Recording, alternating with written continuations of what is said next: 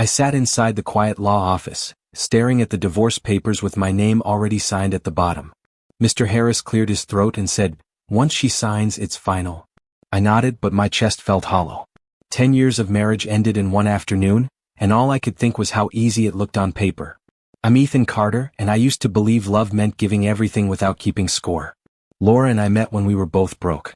"One day we'll laugh about this," she told me, holding my hand outside a cheap coffee shop. I laughed and said, "As long as we're together, I don't care." She smiled like she meant it. Back then she dreamed out loud and I listened. I quit my job when hers started taking off. "I trust you," she said. "I need you." I believed her. Mr. Harris slid a folder toward me. "You can wait here," he said. I stood up instead. "I need some air." The hallway was quiet, too quiet. As I walked past the conference rooms, I remembered Laura's voice from years ago. "We're a team," she used to say. Always. That word felt like a joke now. My phone buzzed. No message. Just silence. I leaned against the wall and told myself not to overthink. Laura had been busy. That's what she always said. "Work is crazy," she told me last night without looking up. "Don't wait for me." I didn't argue. I hadn't argued in a long time. Then I heard her voice. She was around the corner near the window. She didn't see me. "I miss you too," she said softly. I froze. Laura never sounded like that with me anymore. "I know," she whispered. "Just be patient." There was a pause. She laughed, low and warm. "He already signed." My hands started shaking. I pressed my palm to the wall. Who was she talking to? I leaned closer without thinking. "This will all be over soon," she said. "Then we won't have to hide." I'd what? My heart slammed against my ribs. 10 years flashed through my mind. Late nights. Empty savings. Her hand squeezing mine as she promised, "I won't forget what you've done for me." I swallowed hard. I wanted to step out and ask her who was on the phone. I wanted her to look at me and say I was wrong. Instead, she walked past me without noticing. Her face was calm, peaceful, like she hadn't just cracked something open inside my chest. "Laura," I said, my voice barely working. She stopped and turned. "Oh," she said. "You're still here?" I nodded. "Who were you talking to?" She hesitated for half a second. Then she smiled. "Just business." That smile told me everything was about to change. I watched her walk away and I followed back into the office. Mr. Harris looked up. "Everything okay?" he asked. I sat down slowly. "Yeah," I said. "I just realized something." He raised an eyebrow. "Do you need more time?" I shook my head. "No. I need this finished." As he spoke about procedures, I barely listened. Laura's laugh replayed in my head. I remembered her saying, "Trust me," every time I asked a question. I remembered saying, "I'm here," even when I was tired. My chest hurt, but my mind felt sharp. When Laura came in, she avoided my eyes. "Let's get this done," she said. I looked at her and thought, "You already did." Mr. Harris pointed to the line. "Sign here." She picked up the pen. Her hand didn't shake. Mine did. As she signed, I understood one thing clearly. This wasn't the end of my life. It was the moment I finally saw it. And I knew the man walking out would never be the same again. That truth scared me, but it also kept me breathing. I waited outside Laura's office, sitting on a cold bench with my hands locked together. I texted her, "Are you almost done?" No reply. I told myself to be patient. That was my role now. I heard voices through the half-open door and froze when I recognized hers. She wasn't talking like she talked to clients. She whispered, "I miss you too." My stomach dropped. She laughed softly and said, "I know, Ryan. I'll see you tonight." That name hit me hard. Ryan. Her business partner. The man she said I shouldn't worry about. I pressed closer to the door without breathing.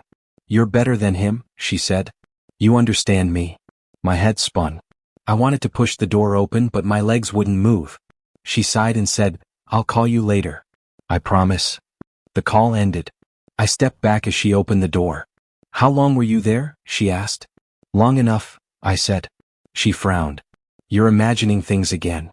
I asked, "Why did you say his name like that?" She brushed past me and said, "Don't start." That night I waited at home. When she walked in, I said, "Sit down." She dropped her bag and crossed her arms. "What now?" I asked, "Are you sleeping with Ryan?" She didn't answer right away. Then she said, "Yes." The word landed like a punch. I said, "How long?" She replied, "Does it matter?" I raised my voice. I gave you everything. She shook her head. You stayed behind, she said. I grew. You didn't. I laughed bitterly. I quit my job for you. She snapped back. I didn't ask you to. I said, you said we were a team. She replied, teams change. I asked, was any of it real? She said, it was real then. I said, what about now? She looked tired. Now I want something different. I felt sick. You built that company with my help. She said, I did the work. I said, I held you up. She said, you held me back. I asked, do you love him? She hesitated, then said, he understands me. That was worse than yes. I said, so that's it? She nodded. I want a divorce. Her voice was calm. Bland. Like she'd practiced it. I paced the room and asked, when were you going to tell me? She said, after the paperwork. I stared at her. You already decided. She replied, I moved on. I said, 10 years don't just disappear. She looked away. They do if you stop living in them. I felt something break inside me. I trusted you, I said. She answered, you trusted the past. I whispered, you replaced me. She said, I chose myself. I stood still and asked, is there anything left to save? She shook her head. I don't think so. I nodded slowly. Then I'll leave. She said, that's for the best. I walked to the door and stopped. You won't even fight for us? She replied, I already fought. I stepped outside and felt the night air burn my lungs. I realized the man I married wasn't standing behind me anymore. She was already gone. The call didn't just break my heart. It erased the life I thought I had. I packed my clothes into 2 bags and left the house before sunrise. Laura stood in the doorway and said, take only what's yours. I looked at her and asked, what was ever mine to you? She didn't answer. I closed the door without slamming it. I didn't want to give her that satisfaction. Mark opened his door in sweatpants and said, man, you look terrible. I dropped my bags and said, I lost my home. He stepped aside and replied, then you found the right couch. That night I sat in his kitchen, staring at a cup of coffee. Mark said, talk. I shook my head. If I start, I won't stop. He said, good. I told him everything. She planned it, I said. She signed papers before telling me. Mark clenched his jaw. That's cold. I laughed without humor. I quit my job for her. He said, I remember. I said, I paid the first investors. He said, you told me. I whispered, I built her time. Mark leaned forward. Say that again. I repeated it slower. I built her time. The words stayed with me. I lay awake later, staring at the ceiling. I remembered Laura saying, handle the numbers. I remembered her saying, just sign here. I remembered her smile when I said, I trust you. My chest hurt, but my mind felt sharp. I wasn't useless. I wasn't absent. I was involved. During our first legal call, Laura sounded different.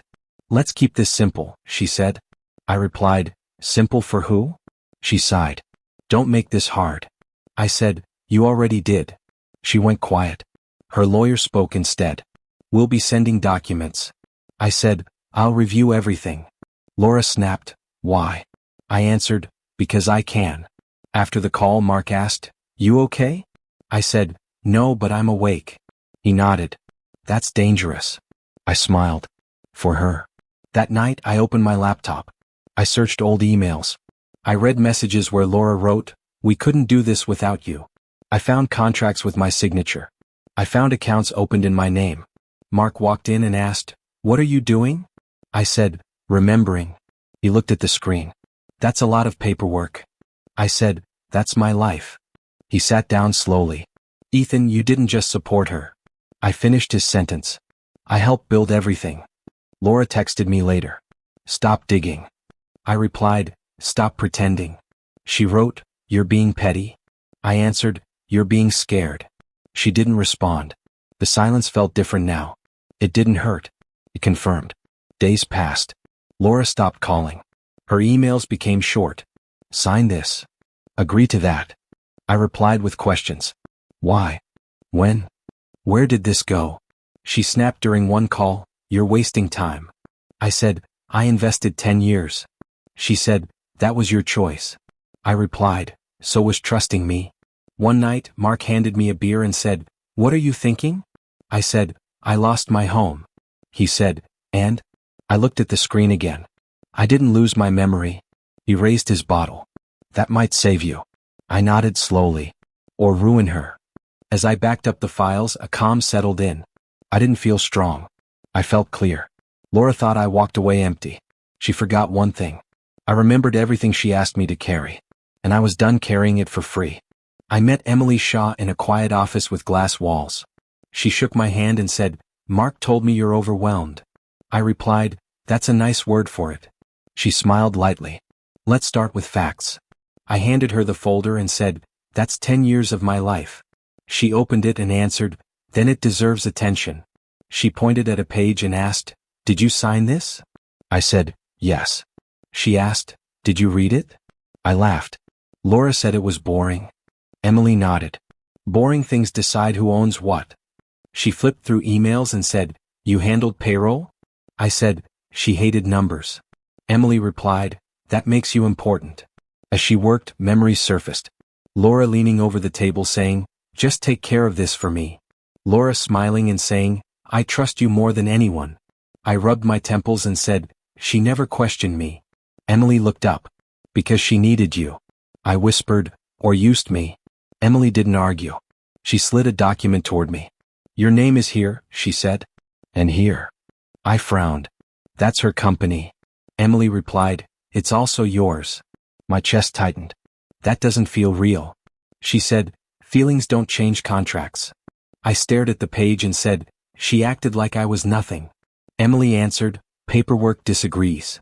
I asked, "How much?" Emily hesitated. "Enough to matter." I leaned back and said, "I didn't plan this." She replied, "Neither did gravity." I laughed once, sharp and short. She called me dead weight. Emily said, "Dead weight doesn't hold ownership." We kept going. She pointed and asked questions. "Who funded this? Who approved that?" Each answer felt like waking up. I said, "I remember telling her to slow down." Emily replied, "You protected the foundation." I said, "I thought I was just helping." She said, "Helping is still building." My phone buzzed. Laura texted, "Why are you meeting advisors?" I typed back, "Because I can." Emily raised an eyebrow. "She nervous?" I said, "She should be." Emily closed the folder and said, "Ethan, listen to me." I met her eyes. "I don't want to destroy her." Emily replied, "This isn't destruction. This is balance." I looked down and said, "I loved her." Emily answered, "Love doesn't erase law." I said, "Walking away would be easier." She shook her head. "Easier isn't fair." I whispered, "I'm tired of fighting." Emily said, "You're not fighting. You're standing." Silence settled between us. I felt guilt twist inside me. "If I push this," I said, "she loses everything." Emily corrected me. "She loses what wasn't fully hers." I closed my eyes. Laura's voice echoed. "Handle the boring stuff." I opened them and said, "She gave me the keys." Emily nodded. "And forgot to take them back." She packed the papers neatly and slid them toward me. "You have choices," she said. "Do nothing or protect yourself." I asked, "What would you do?" Emily paused. "I'd stop pretending I was powerless." I swallowed hard. She stood and looked at me carefully. "Ethan," she said, steady and clear, "you didn't lose everything. You own more than you think." I sat across from Laura at the mediation table and kept my hands flat. The mediator asked, "Are you ready to begin?" I nodded and said, "Yes." Laura smiled and said, "Let's not drag this out. I thought you never waited for me before." She leaned back and said, "We both know you'll agree." I asked, "Why are you so sure?" She laughed softly and replied, "Because you always do." That hurt, but it also cleared something inside me. The mediator looked at me and said, "Take your time." I looked at Laura and said, "You think I'm weak?" She shrugged and said, "I think you're practical." I replied, "You confuse kindness with fear." Laura's smile tightened. She said, "Don't make speeches." I said, "I won't." I stayed quiet after that. Inside, I replayed every moment I lowered my voice to keep peace. I remembered telling myself love meant giving. I finally asked myself what respect meant. The answer felt sharp. The mediator slid papers forward. Laura said, "Just sign." I said, "I want my advisors present." She frowned and asked, "Why?" I answered, "Because I can." Laura scoffed. Later, Emily called and asked, "Are you ready?" I said, "Yes." She said, "I'll bring Daniel." I met Daniel right the next morning. He shook my hand and said, "I don't waste time." I replied, "Neither do I." Daniel looked at the documents and said, "She underestimated you." I said, "She always did." Emily asked, "Are you sure about this?" I answered, "I'm sure about myself." Daniel nodded and said, "Then we proceed fully." I signed the authorization without shaking. That surprised me. Laura called me an hour later and said, "What are you doing?" I replied, "Protecting myself." She laughed and said, "You don't have it in you." I answered, "You never looked closely." She snapped, "You're being difficult." I said, "You trained me." During the next session, Laura leaned forward and whispered, "You'll regret this." I whispered back, "I already did." The mediator cleared his throat. Laura said, "He's stalling." I replied, "I'm standing."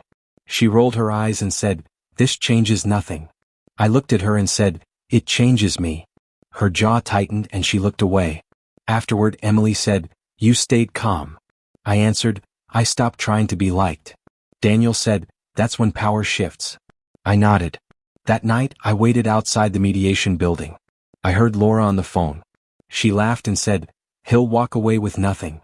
I knew she was talking to Ryan. I leaned against the wall and closed my eyes. My heart was calm. I thought, she has no idea what's coming. I watched the damage from a distance.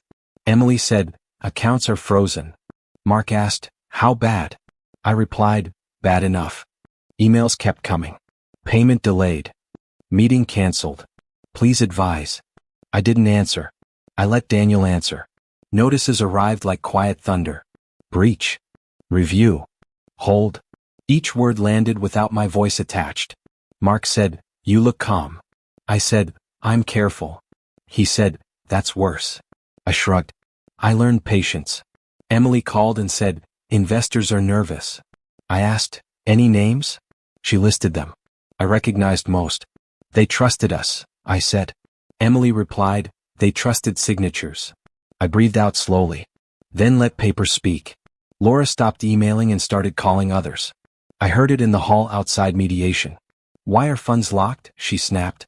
A man replied, "Compliance." She hissed, "Fix it." Another voice said, "We can't." I stepped away before she saw me. I didn't want satisfaction yet. Ryan's pressure leaked through walls. I heard him say, "You promised me growth." Laura said, "I'm handling it." He said, "You said he was nothing." She answered, "He is." That lie didn't sting. It steadied me. I sent nothing. I signed nothing. I waited. Emily asked, "How are you sleeping?" I said, "Light." She said, "Any regrets?" I paused. "I miss who I was." She replied, "You're meeting who you are." Mark added, "This isn't loud revenge." I said, "It's heavy." He nodded. Heavy lasts. Documents piled up. Audit request. Escrow adjustment. Temporary freeze. Daniel called and said, "They're scrambling." I asked, "Anything reckless?" He answered, "Not yet." I said, "Keep it clean." He said, "Always." I hung up and stared at my hands. They didn't shake. Laura finally emailed me. "You're hurting people." I typed, "I'm protecting myself." She wrote, "You're cruel." I replied, "You taught me efficiency." She didn't respond. Minutes later, Ryan stormed past me and said, "You think you won?" I said, "I think I waited." He scoffed and left. Mark said, "You okay?" I said, "I feel the weight." He asked, "Stop it?" I shook my head. Stopping would lie. Emily texted, "One investor pulled." I answered, "Noted." She sent, "Another called." I wrote, "Document it." At night, the city sounded thin. My phone rang after midnight.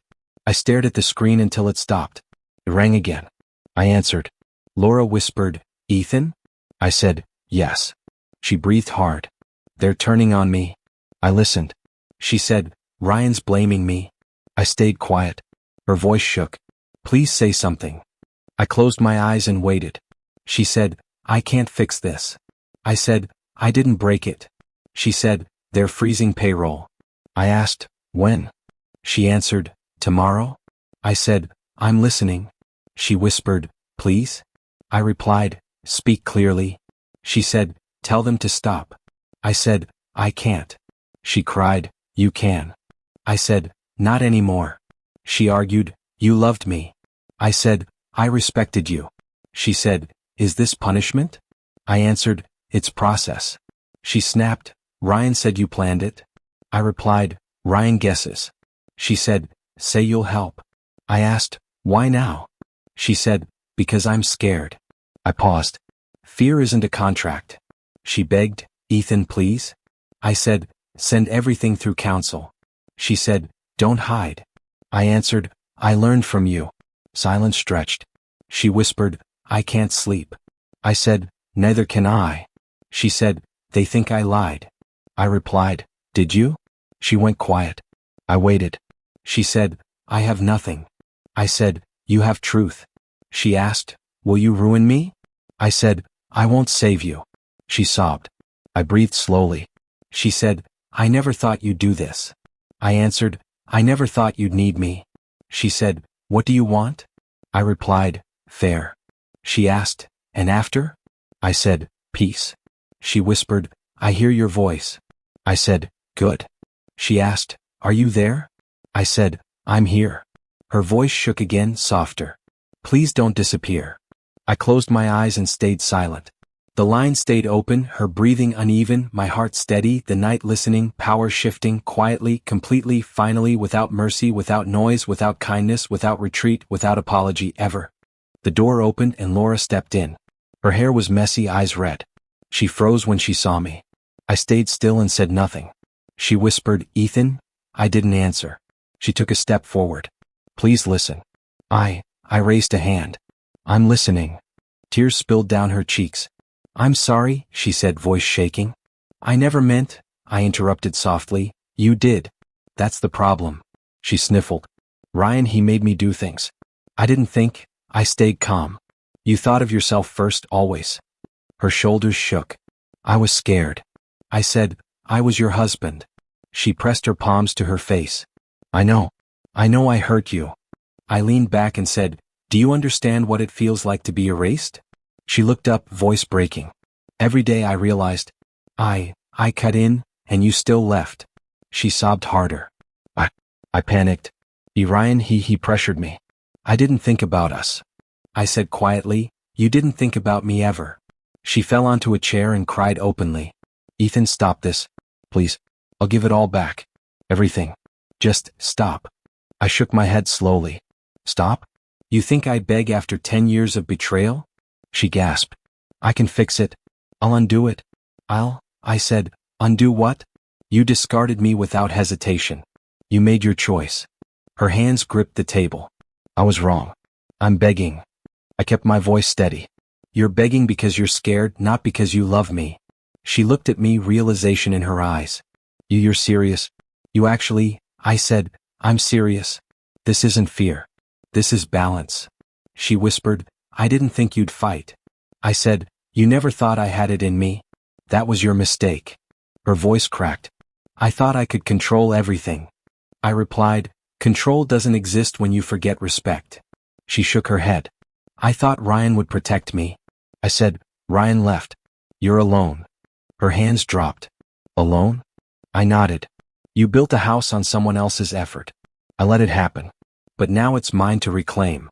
She whispered, please, Ethan?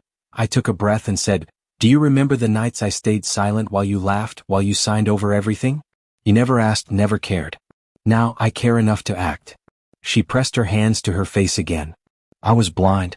I see it now. I interrupted, calm but firm. I loved you. I trusted you. I built your empire. And you left me nothing but lies. She looked up, voice trembling. I can fix this. I swear. I said, no, you can't. Only the law can. And now it's moving without you. She slumped back in defeat. Ethan, don't, please. Don't take everything. I said softly, I'm not taking. I'm reclaiming what was mine all along. Her lips trembled. I never realized. I said, now you realize. Too late. We sat in silence. Her sobs filled the room while I breathed slowly, feeling empty, not victorious. Ethan, why are you so calm? She whispered. I said, because I understand now. Revenge doesn't heal. Justice steadies. She whispered my name one last time. I'm sorry. I nodded, almost absent. I heard you. She looked at me, defeated, broken. I walked to the door without turning back. Her sobs echoed behind me. I didn't feel triumph. I felt balance. I didn't smile. I didn't celebrate. I simply stepped into the night, steady, resolved, free from illusions of love, free from betrayal, free from her. Justice didn't erase pain. It steadied it. And for the first time in years, I breathed without hesitation. I opened my laptop and saw the headlines. Carter Enterprises in crisis. I didn't react at first. Emily said over the phone, "It's public now." I replied, "I know." She continued, "Investors are pulling out fast." I said, "Good." She hesitated. "Are you okay?" I paused. "I'm steady." Daniel Wright joined the call. "Documents ready?" I said, "Yes." He asked, "Do you want me to file today?" I nodded. "Do it." Emily said, "This will change everything." I said quietly, "It already has." Daniel asked, "Emotionally?" I smiled faintly. "No. Practically." News notifications kept popping up. Share prices tumble. CO under scrutiny. Board seeks emergency meetings. I read each one and said, "Not my fight anymore." Emily said, "Your assets are protected." I replied, "I know." Daniel added, "Settlement finalized?" I said, "Yes. Legally clean." Emily asked, "Are you satisfied?" I laughed softly. Satisfaction isn't the goal. Understanding is. Daniel said, "So you won." I said, "Legally, yes. Emotionally, we'll see." Emily replied, "It's hard not to feel vindicated." I said, "I don't want vindication. I want clarity." Laura sent a message.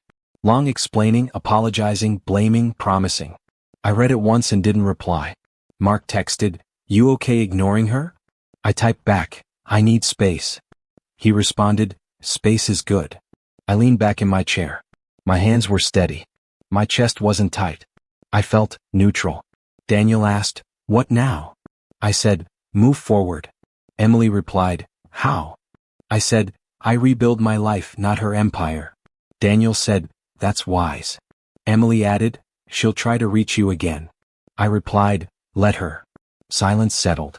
I recalled our old conversations, the laughter, the arguments, the late nights spent building spreadsheets, making calls, and signing contracts. I whispered, "Love can rot when respect dies." Emily said softly, "You're learning that the hard way." I nodded. "I know."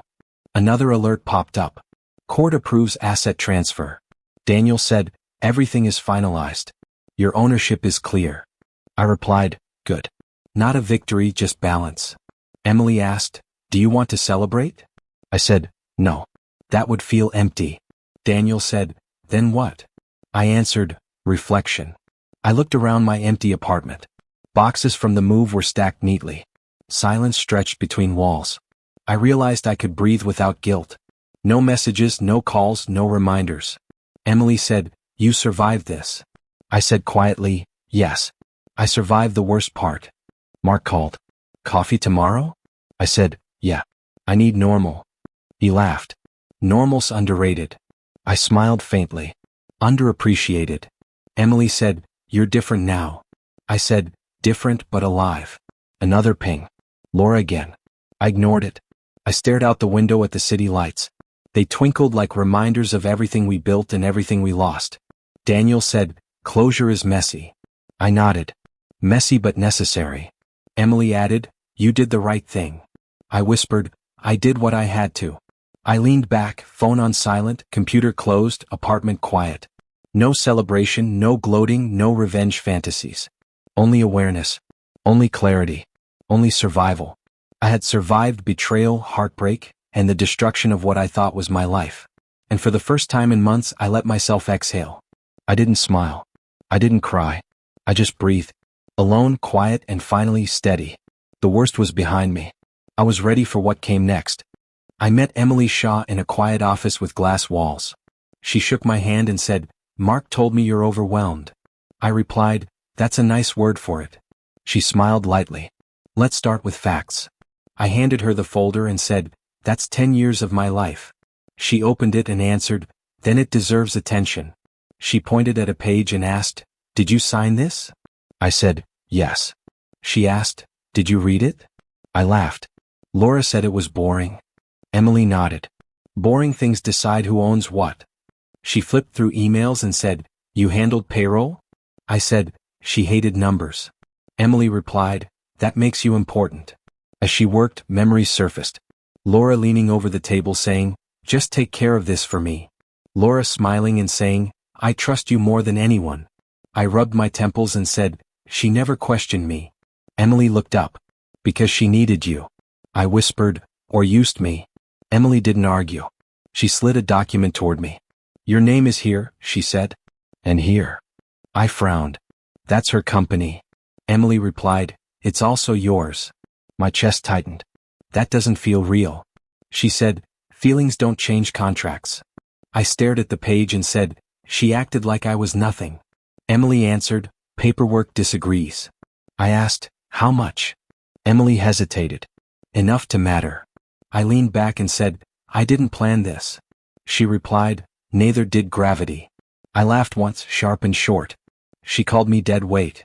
Emily said, dead weight doesn't hold ownership. We kept going. She pointed and asked questions. Who funded this? Who approved that? Each answer felt like waking up. I said, I remember telling her to slow down. Emily replied, you protected the foundation. I said, I thought I was just helping. She said, helping is still building. My phone buzzed. Laura texted, why are you meeting advisors? I typed back, because I can. Emily raised an eyebrow. She nervous? I said, she should be. Emily closed the folder and said, Ethan, listen to me. I met her eyes. I don't want to destroy her. Emily replied, this isn't destruction. This is balance. I looked down and said, I loved her. Emily answered, love doesn't erase law. I said, walking away would be easier. She shook her head. Easier isn't fair. I whispered, I'm tired of fighting. Emily said, you're not fighting. You're standing. Silence settled between us. I felt guilt twist inside me. If I push this, I said, she loses everything. Emily corrected me. She loses what wasn't fully hers. I closed my eyes. Laura's voice echoed. Handle the boring stuff.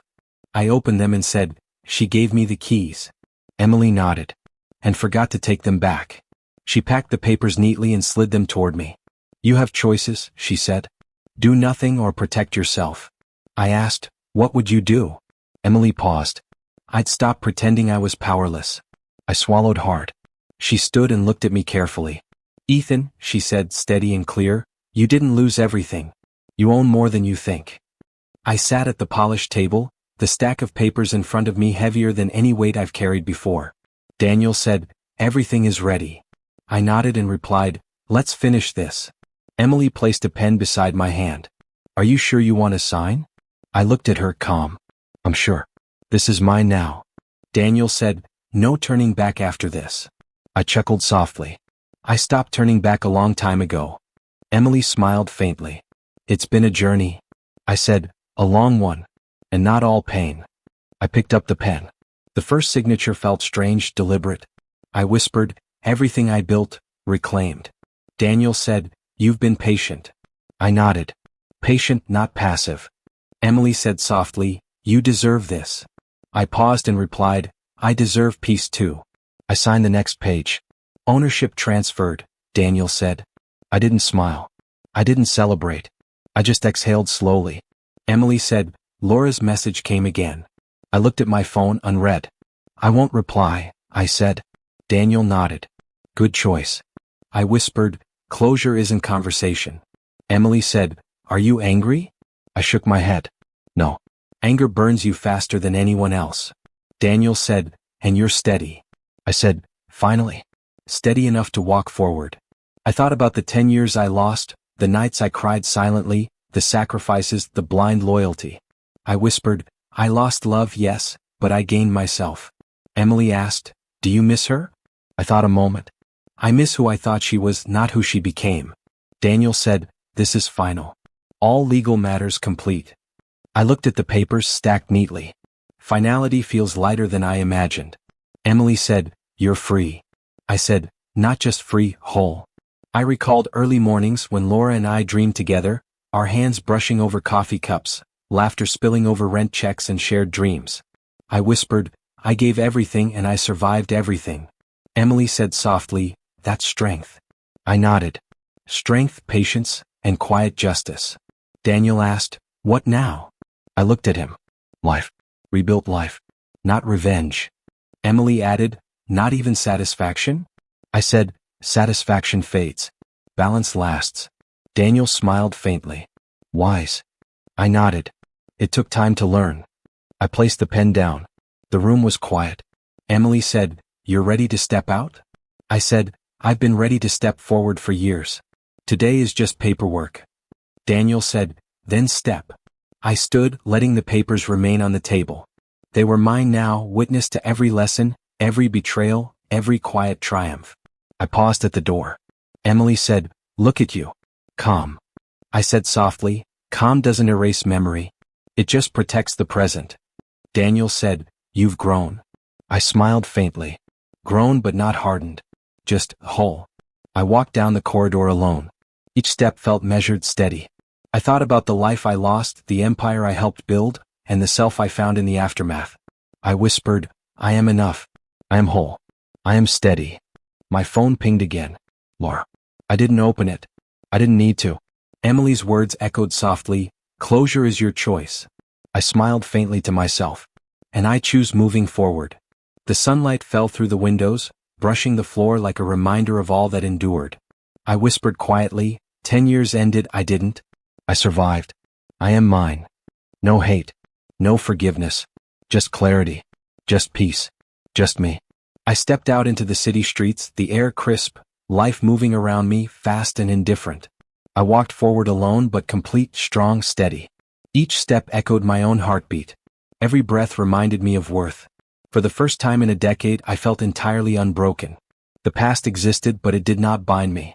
I was free, and in that freedom I found myself. And I kept walking alone but whole.